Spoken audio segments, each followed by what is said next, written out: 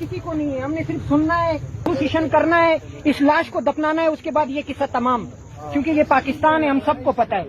इस बंदे की 5 बहनें, ये 5 बहनों का इकलौता भाई है, 3 इसके बच्चे हैं। इसका गुनाह क्या था जो इसको कत्ल किया गया? दूसरा, आप लोग ये कह रहे हो कि FIR दूसरा नहीं कर सकता है, क्या पुलिस के कानून में क्रॉस FIR नहीं है?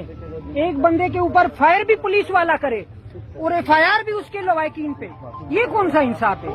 कोई कानून है या नहीं? आपका सुना तो मुझे बड़ी खुशी हो रही थी कि यहाँ बुकटी आए, क्योंकि बुकटी बलोच है और बलोच अपनी एक रिवायात रखता है।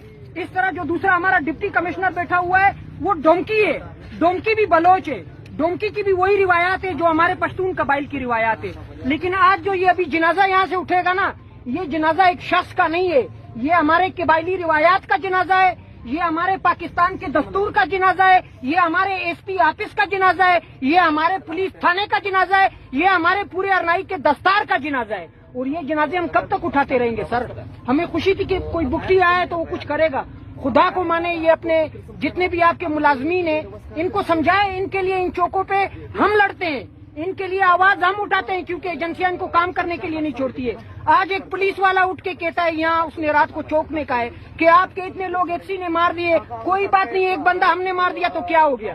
आपको एहसास है कि आप क्या बात कर रहे हो? दूसरा, एक बंदा यहाँ आपका खड़ा था, वो अभी भी यहाँ मौजूद है, मैं नाम नहीं लूंगा, कि आप लोग इस लाश के साथ क्यों बैठे हुए हो? शर्म नहीं है आपको, हया नहीं है आपको, गैरत नहीं है? आपके घर में ये जनाजा होता तो आप ये सोचते, लोगों को ये कहते कि आप इस लाश के साथ क्यों बैठे हुए?